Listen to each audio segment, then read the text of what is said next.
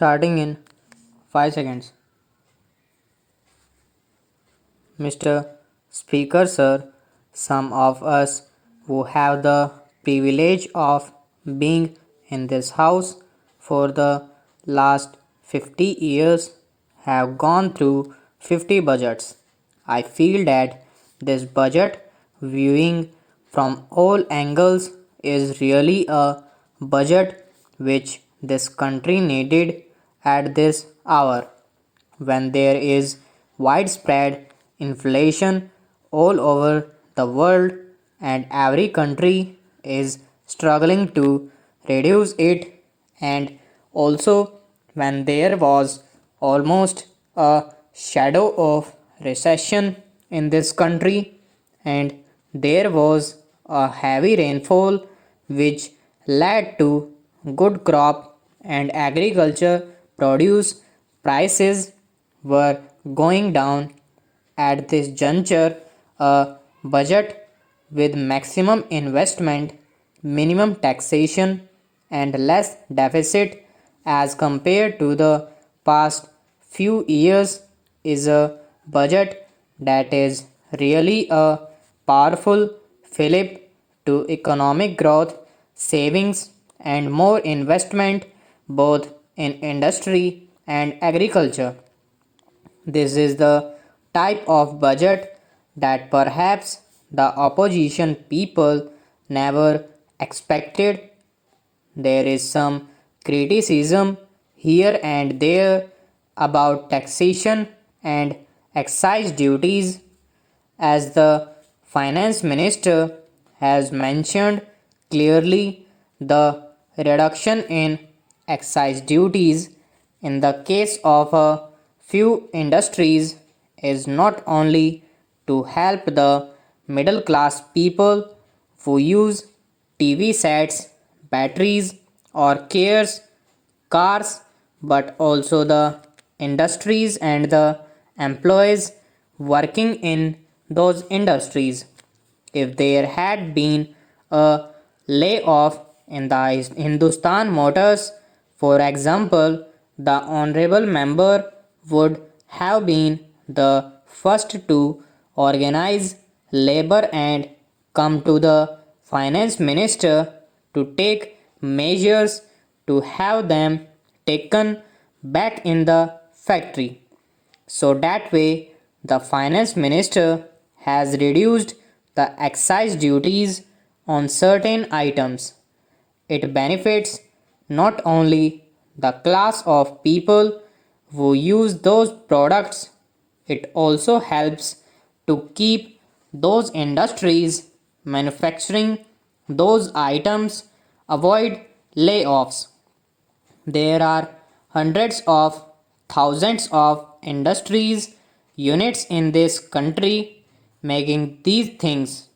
As regards the reduction in income tax and wealth tax, it is said that it stimulates disclosures of more hidden wealth. I am sure the finance minister would succeed, and then we shall certainly compliment him.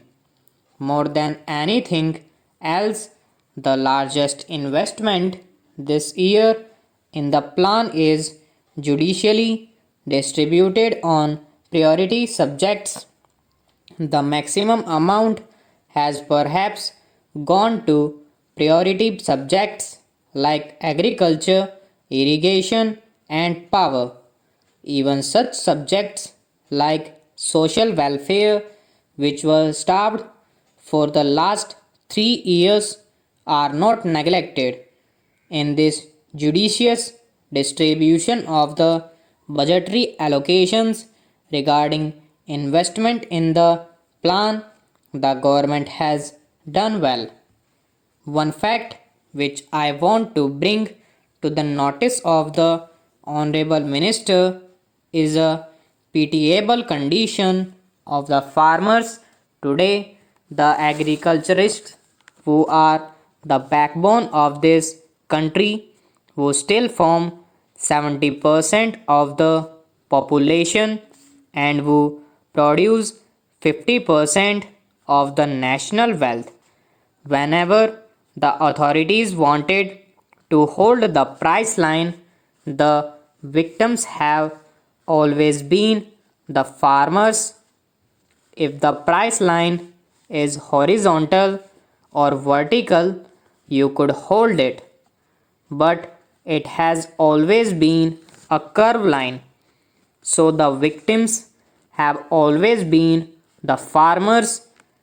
In the emergency situation, rains also started. There were unexpected heavy rains all over the country. I have been associated with agriculture since the last 25 years as deputy minister here and later as a minister in my state. I have never seen a good year as far as rainfall is concerned as last year. It was a year which might not repeat itself. There was no scarcity of rain at all in any part of India. It was only excess rain here and there which has spoiled the crops because of floods everywhere. Of all the experienced people in agriculture, the finance minister has got a very good background in agriculture. The finance minister has got a very good background in agriculture. When he was in charge of food and agriculture ministry, he had introduced the hybrid seeds and he gave a fillip to the use of technological know-how in agriculture.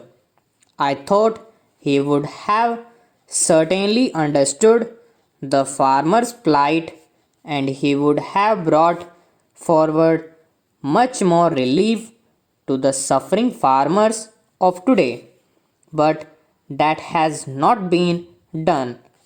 In the agriculture line, out of a cycle of 5 years, it is said 1 year will be good, 1 year will be bad, 1 year will be neither good nor bad, and 2 years are indifferent. So, in a cycle of 5 years, there will be one good year only. When the farmer gets good crops during that period of 1 year, he suffers. What are the prices of cotton, oilseeds, food grains, etc. today? Those were the years when the prices of these agricultural commodities had increased more than 100%. I can give you the prices of certain agricultural products that are sold today. That is the position obtaining in oil seeds and various other commercial commodities also. When the prices have come down, the farmers have no money to buy other essential commodities, and this is the state of affairs from the beginning. Planning Commission has also been advising the states to tax the rural sector. They thought that there were rich people in the rural areas and they should be taxed. Stop.